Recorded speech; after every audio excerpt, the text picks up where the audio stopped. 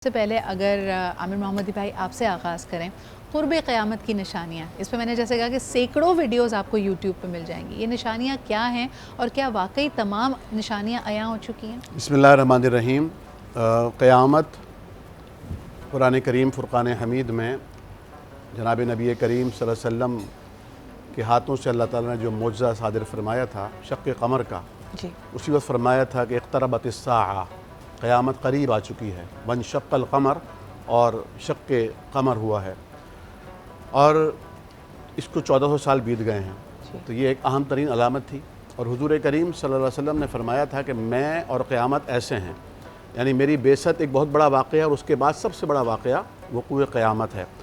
अच्छा, क़यामत का जो तसव्वुर है वो हर मज़हब और हर कौम में पाया जाता है। जज़ा और सज़ा का तसव्वुर मौजूद है, लेकिन हम इसे भुला बैठे हैं। जितने भी अम्बिया तशरीफ़ लाए वो इसी की याद दहानी के लिए आते रहे। और अगर हम देखते हैं तो नबी करीम सल्लल्लाहु अलैहि वसल्लम की खिदमत में जब एक सहाबी आए और आके अर्ज़ किया, रसूलुल्लाह क़यामत कब आएगी? तो एक मौके पर तो आपने फरमाया कि इज़ा ज़ुय्यतिल अमाना, जब अमानतें ज़ाया कर दी जाएंगी। उन्होंने कहा उसका ज़ाया करना कैसे होगा? आपने फरमाया इज़ा वुसितल अम्रु इला गैरि अहलिही, जब ओहदों पर नाअहल बिठा दिए जाएंगे, अमानत ज़ाया होगी। ये अलामात क़यामत हैं। अच्छा, अलामात क़यामत में दो अक़साम की गई हैं, एक सुग़रा हैं और एक कुबरा हैं। छोटी छोटी अलामात, जैसे आपने फरमाया था कि बद्दू और नंगे पैर और नंगे बदन, रेगिस्तानों पे दौड़ने और चलने वाले, ऊँटों को चराने वाले, बुलंद व बाला इमारतों के हामिल और मालिक बन जाएंगे। तो आज आप देखें अरब ममालिक में कितना पैसा और रुपया है। और आपने फरमाया था कि जब एक लॉन्डी अपने बच्चे को जन्म देगी, यानी अपने रब को, वलदतिल अमतु रब्बहा, अपने रब को यानी अपने मालिक आका को जन्म देगी। इसकी तफसीर मुफस्सिरीन ने और मुशारिहीन ने बहुत सारी की हैं। जिनमें से एक ये भी शरह है कि एक वक्त ऐसा आएगा जब लोग अपनी माँ की नाफरमानी करेंगे, अपनी माँ को अपनी नौकरानी और लॉन्डी का दर्जा दे देंगे।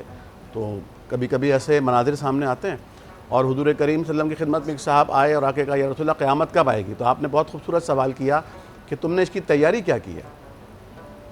फिर एक महफ़िल में आपने ये फरमाया कि इस महफ़िल में जो सबसे कम उम्र बच्चा बैठा है ये अभी बूढ़ा नहीं होगा कि क़यामत आ जाएगी। यानी आप उसे ये बताना चाहते थे कि इस तुम्हारी क़यामत इसके बूढ़े होने से पहले आ जाएगी, तुम फौत हो जाओगे। सही। तो जब इंसान फौत हो गया तो अब क़यामत 100 साल बाद आए, 200 साल बाद आए, इससे उसको कोई फ़ायदा नहीं पहुँचेगा, क्योंकि मोहलत अमल ख़त्म हो गई। अच्छा, जो मैं अर्ज़ कर रहा था कि एक सहाबी आया और कहा कि या रसूलल्लाह क़यामत कब आएगी? उन्हें फ़िक्र थी कि कहीं ऐसा तो नहीं कि क़यामत फ़ौरन आ जाए। तो आपने फरमाया कि तुमने उसकी तैयारी क्या कि मा आदत लहा, तैयारी क्या की है?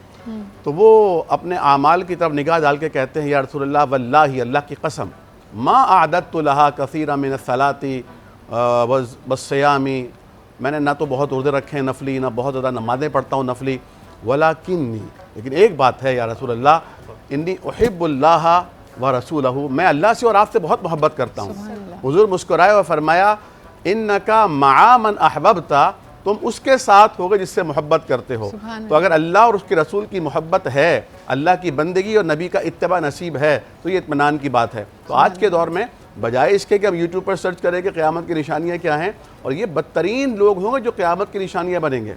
क़यामत जिन लोगों पर आएगी वो बदतरीन लोग होंगे। तो क़यामत की निशानी बनने की कोशिश नहीं करनी है, बल्कि कोशिश ये करनी है कि अल्लाह और उसके रसूल की मोहब्बत, आपकी इताअत, फरमाबरदारी और ताबेदारी हमें नसीब हो जाए।